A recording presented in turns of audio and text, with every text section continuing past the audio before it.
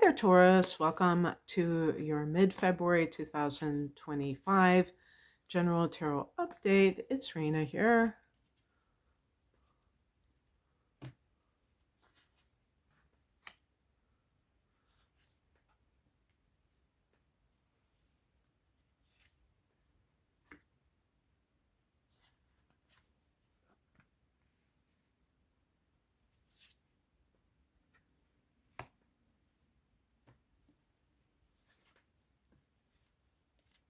And let's see. Pick an additional card. Okay. You got some, I was going to say you have some heavy cards here, but it ends with it ends with a bang. Let's put it that way. You can see all the cards. The heart of the matter is the Ten of Swords. This can be a card of, in some cases, betrayal and the aftermath of betrayal, and whether or not a person accepts that they've been betrayed. Some people are in denial, but also, and this is why this deck, I hope I'm saying this right, Light Seers Tarot deck. I want to say Light Seekers, but I think it's Seers. They don't have the typical swords in the back of the animal. They have this bright sky instead of the dark background of the Rider-Waite deck. And so it gives like a hopeful note that the worst could be over if you've been through kind of a rough patch in your life. And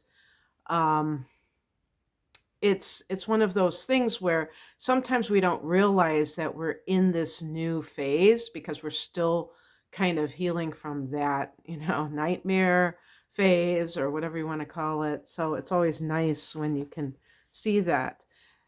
In the past position, we have the King of Cups. Now this can be a therapist. Maybe a therapist helped you to heal, to get away from a bad relationship, or to get over some kind of issue that plagued you at work. It could be like another type of healer. It could be like a guru or other spiritual teacher, pastor, priest. Or it could be that you have met someone who is a mature water sign male. So that would be, I was going to say Taurus. It's the morning, so my brain is still half asleep. So that would be either a Cancer or a Scorpio or a Pisces. So these are harmonious signs to you. In theory, sometimes it doesn't always work out in real life. But yeah, so that could be somebody that you've met and now you feel like, hey, things are looking up. The higher message is the Nine of Swords. And also in this deck, they have those black birds. It always seems to be about negative thinking, negative speaking, and anxiety. And then you see that white bird. So it's not all bad. Nine of Swords is all about anxiety, but anxiety sometimes can be a bit of an illusion, meaning that it's coming up like it's its own entity, but it's really stemming from a specific thing, and people are so focused on it rather than the cause of it, which is the most important thing, in my opinion. And what that means is that if you have been feeling anxious or any kind of negative emotion that causes you that kind of lack of peace, lack of mental peace, lack of emotional peace, then it's important to see that it's not, sometimes it is situational and it will go away when the problem is remedied. So you don't have to worry about that because it's like they say this too shall pass. But if you're actively trying to help it pass, that does make a difference. So it doesn't linger. But also that I think you have to look within yourself. What you think, to me, creates your perception of reality. So the more that you can have a wholesome mind, a peaceful mind, rather than a mind that's agitated, the better.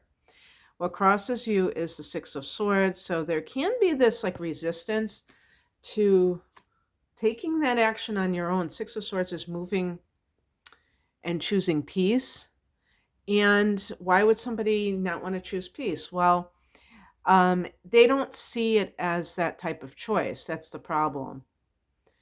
A person may be, well, I love him, and so they're using that as an excuse. And it's like, okay, love him somewhere else.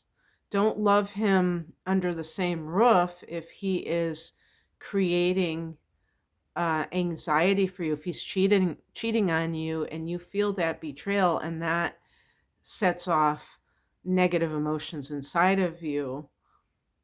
Yeah, there's no law that says you have to be under the same roof with somebody to love them. So if you really want peace in your life, you have to take that action.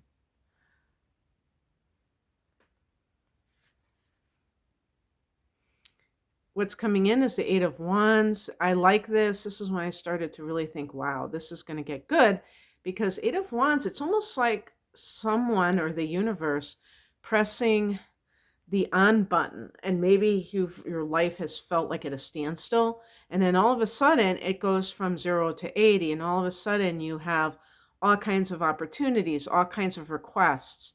And um, that kind of situation, it can feel a little bit unsettling, even if it's something positive, because being a Taurus, you tend to be very chill, and also you're a fixed sign. So you get very familiar with certain situations, even bad situations. That's the problem, because the bad situation can become your comfort zone, and you don't want that to ever be your comfort zone, a bad situation.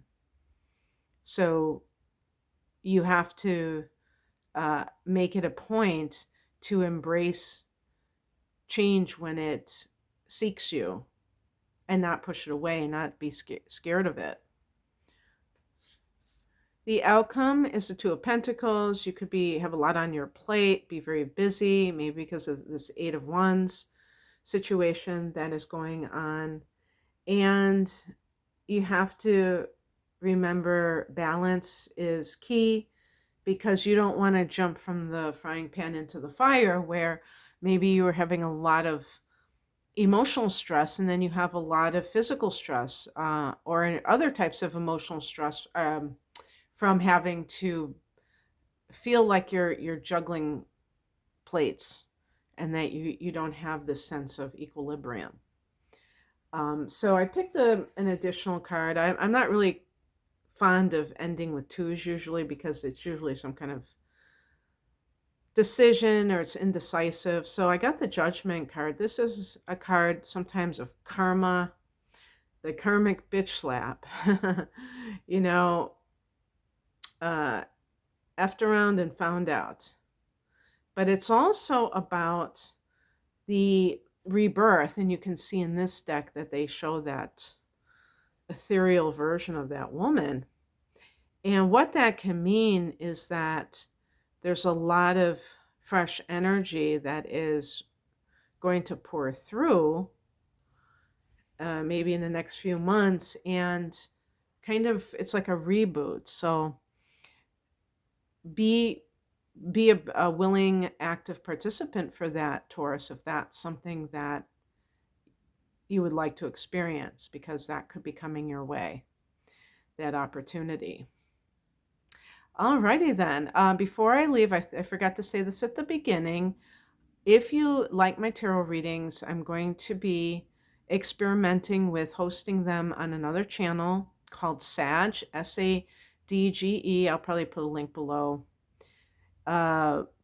Virgo Chick Tarot. Sag Virgo Chick is one word, tarot. And it's just another YouTube channel. I do astrology here as well. And I am just seeing if I can get a bigger audience for my tarot readings. I've been doing astrology and tarot on YouTube for almost 10 years in May. I'm very excited. I started during Taurus season. I'm Taurus rising. Very proud of that. But unfortunately, in 2019, I had an incident where somebody that I was confronting for bullying another content creator, using another channel to confront them, not this one, but it was attached to this one. They must have worked for YouTube and they were just acting like they were a regular poster, but they probably worked for YouTube and they were able to mess with my channel.